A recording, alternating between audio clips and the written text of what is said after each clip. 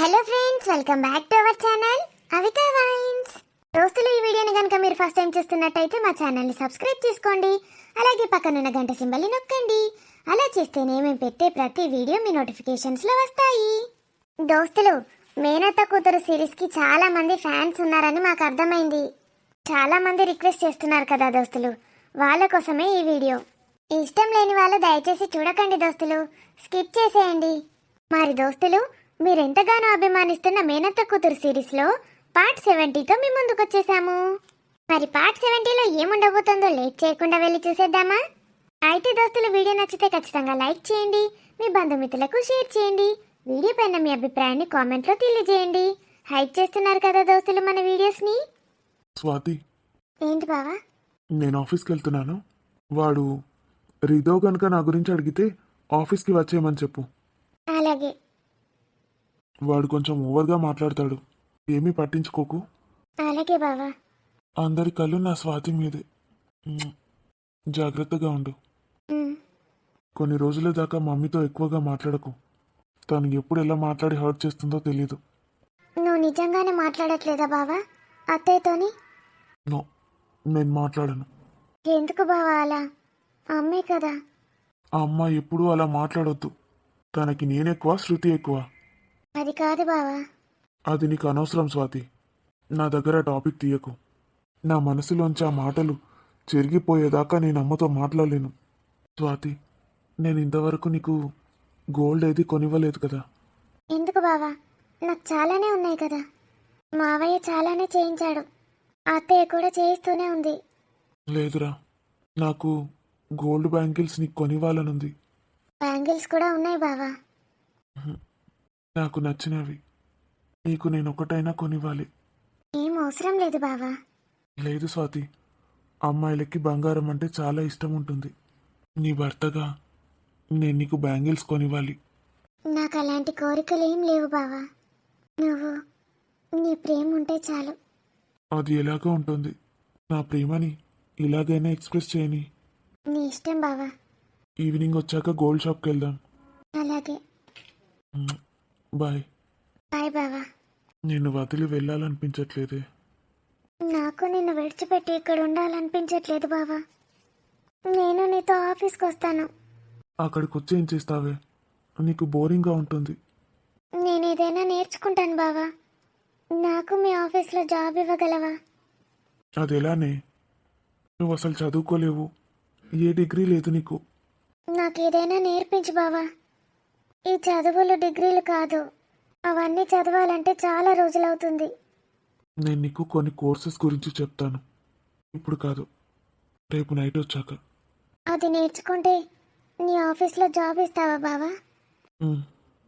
అవి ఇలాంటి కోర్సులు కాదు, చాలా కష్టపడి నేర్చుకోవాలి. మరి నాకు ఎవరు నేర్పిస్తారు? ఈ జనరేషన్లో ఎవరు నేర్పిస్తారు, ఎలా నేర్చుకోవాలనే మాట ఉండదు. నీకంత హై స్పీడ్ ఇంటర్నెట్ ఉంది, ల్యాప్టాప్ ఉంది, ట్యాబ్ ఉంది. నేర్చుకోవాలనుకుంటే ఏది అడ్డు రాదు.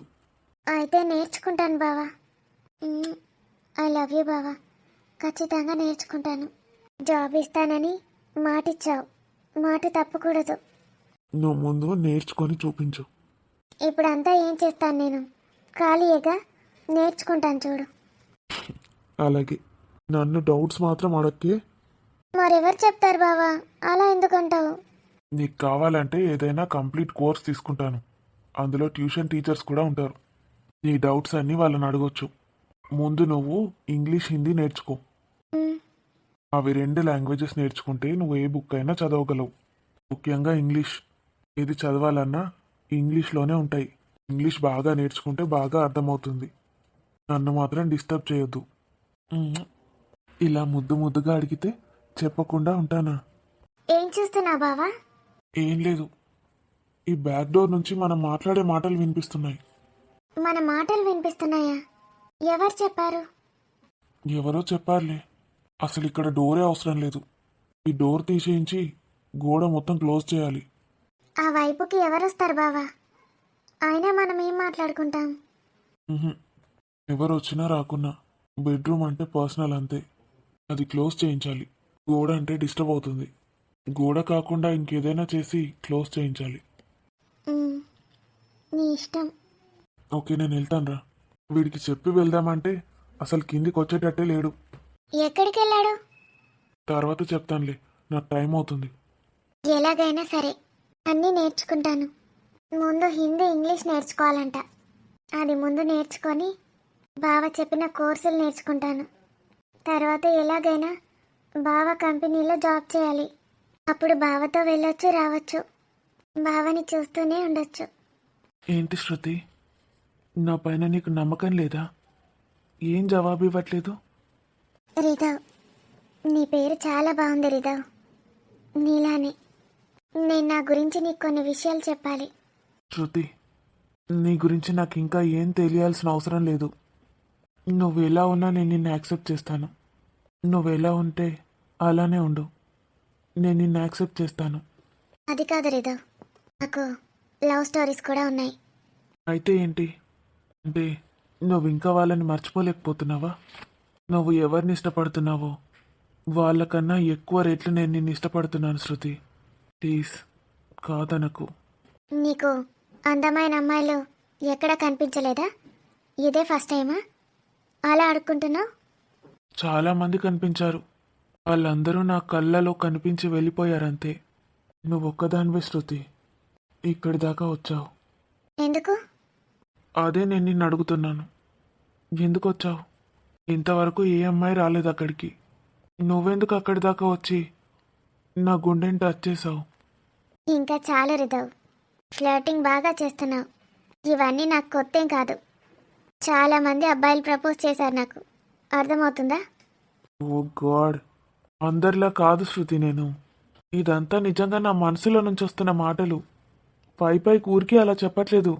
ఏం చేస్తే అర్థమవుతుంది నాకు నీ మీదున్న ప్రేమ?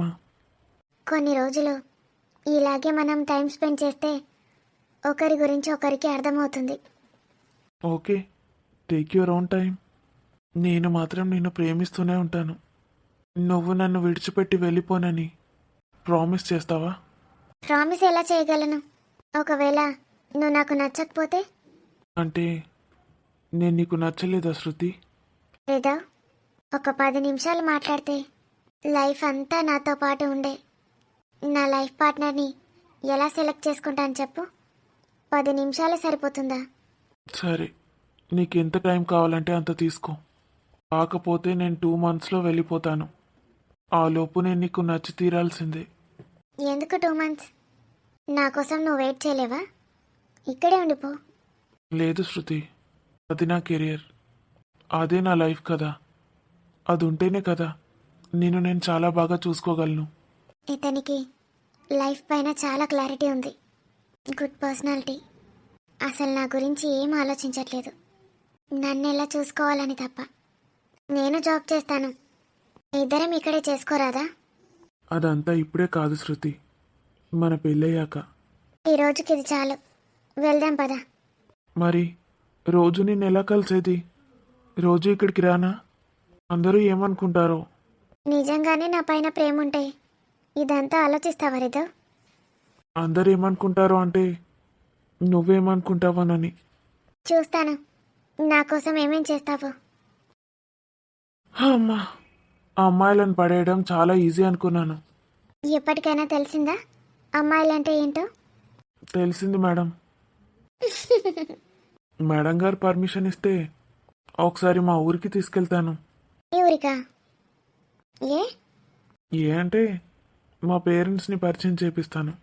నాకు ఇప్పుడు ఇంట్రెస్ట్ లేదులే, ఇంట్రెస్ట్ వచ్చినప్పుడు అడుగుతాను. చాలా బాగుంటుంది అక్కడ, యూ విల్ ఎంజాయ్. చూద్దాం సమ్ అదర్ టైం. రిధవ్, వదినా, Meera, how beautiful you are వదినా, చాలా బాగున్నావు. Thank you Ridhav. నీకు తెలుసో తెలీదో అని చెప్తున్నాను రిధవ్, తప్పుగా అనుకోకు. చెప్పండి వదినా. పెళ్ళైన ఆడవాళ్ళని నువ్వు బాగున్నావా అని ఎప్పుడూ అనకూడదు. బాగుంటే బాగున్నారని చెప్పాను, దాంట్లో ఏముంది? నీకు నచ్చుతుందేమో రిధవ్, కానీ ఎదుటి వాళ్ళకి అది నచ్చకపోవచ్చు. ఎవరైనా ఎవరినైనా పొగిడితే నచ్చలేదనుకుంటారా?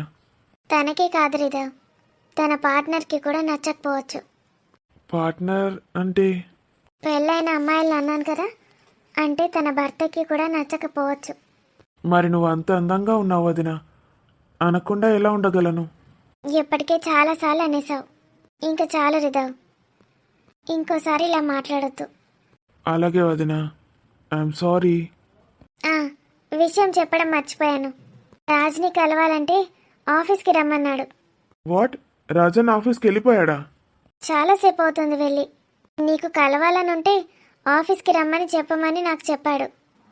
చూస్తాను. రాజన్ అయితే ఈవినింగ్ వరకు వచ్చేస్తాడు కదా. 7 o'clockకి వస్తాడు రిదావ్. అయితే అప్పటిదాకా ఇక్కడే ఉంటాను. 7 అంటే నాకు చాలా టైం దొరికినట్టే. మీరిద్దరూ సేమ్ అన్నట్టే కదా. మీరిద్దరూ సిస్టర్స్ అవుతారు. అవును. ఒకరి గురించి ఒకరు చెప్పండి. ఎందుకు చెప్పాలి? నేనెందుకు చెప్పాలి రిదావ్? అంటే వదిన, నాకు తన గురించి తెలియదు కదా, నువ్వేమైనా చెప్తే. శృతి గురించి నేనేం చెప్పాలి?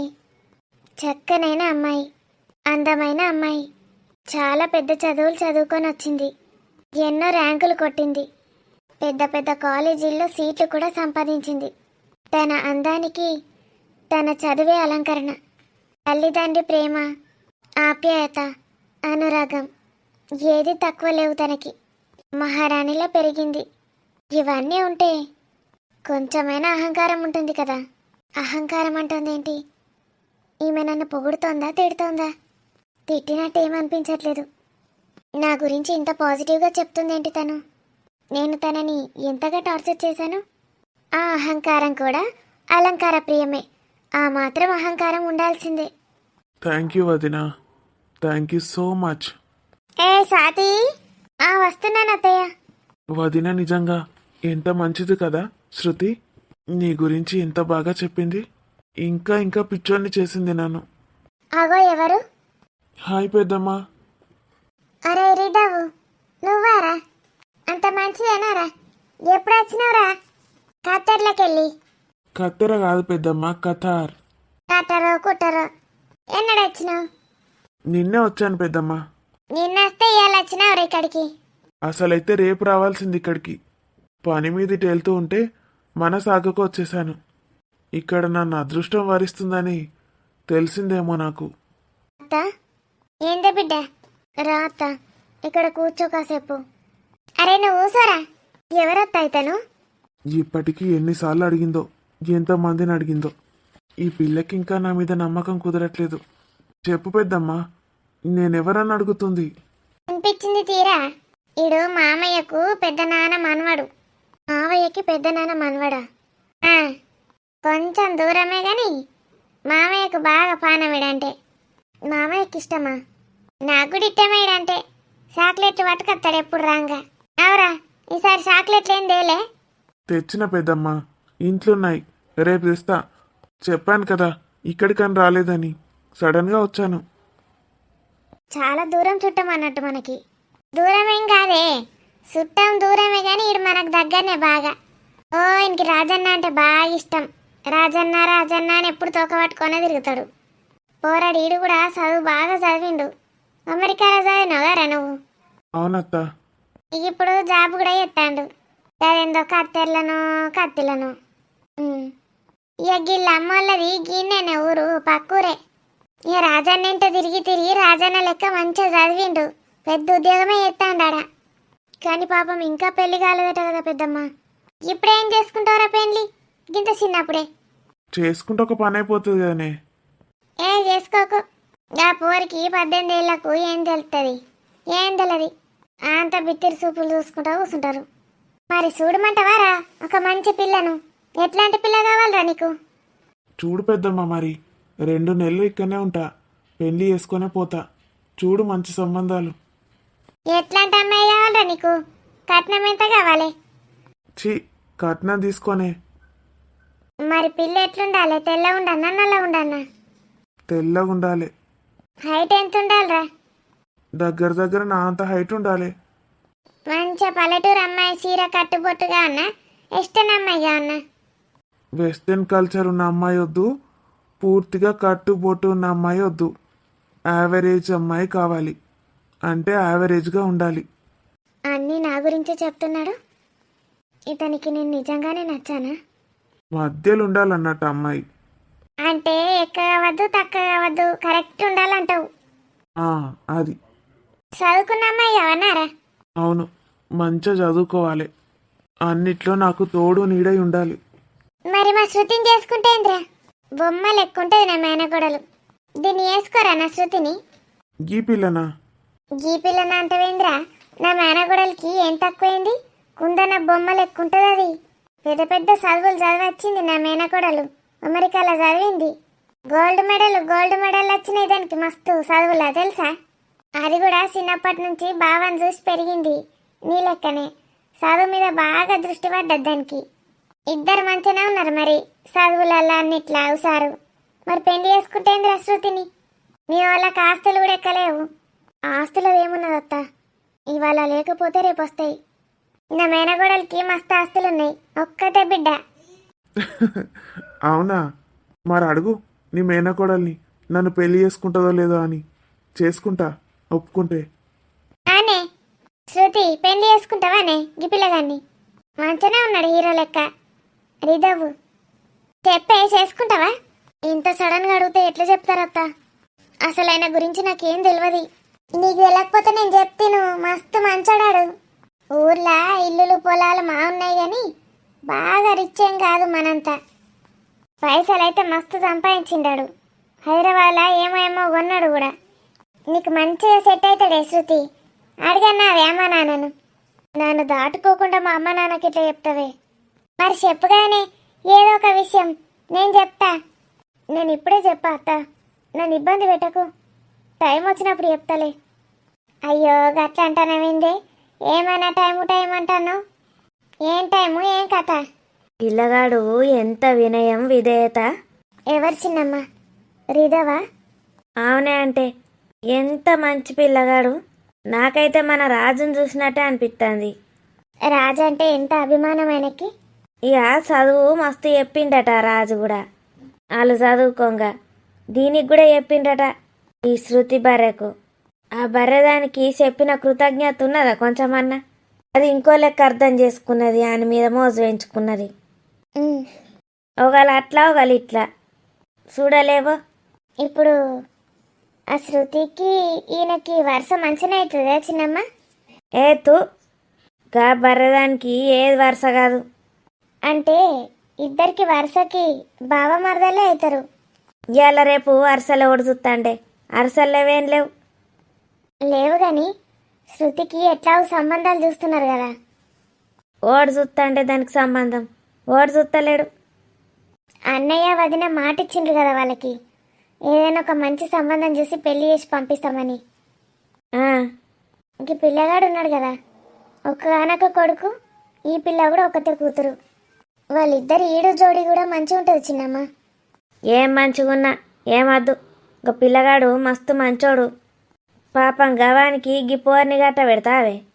ఈ పోరి చిన్న పోరే అవే వచ్చి బావని ఎట్లా ముద్దు పెట్టుకున్నది. గట్లా ఎంతమందిని ముద్దు పెట్టుకున్నదో ఏమో, ఏం పాడో మనకెందుకు. పాపం వట్టిగా గా పోరని బలి చేసుడు. ఏదో బావైతాడని తెలియక అట్లా వేసిందేమో చిన్నమ్మ. వేరే వాళ్ళతో ఎట్లుంటుందో మనకేం తెలుసు. వట్టిగా అట్లా అనుకోవద్దు. ఎంతైనా ఆడపిల్ల కదా, ఆడపిల్ల గురించి అలాంటి మాటలు మాట్లాడుకోవద్దు మనం. నువ్వేమన్నా అనుకోవే, నాకైతే రిధవ్ గానికి వేసుకున్నాడు అస్సలు ఇష్టం లేదు. ఆడెంత చక్కని పోరడు. గీ పోర్ని వేసుకుంటే ఆయనతో మంటలో కొట్టుకపోతాడు. అయినా చిన్నమ్మ మన చేతులు ఏముంటుంది? ఏది రాసి పెట్టుంటే అదే జరుగుతుంది. అంతేగాని దేవుడు ఎట్లా తలిస్తే అట్లా జరుగుతుంది.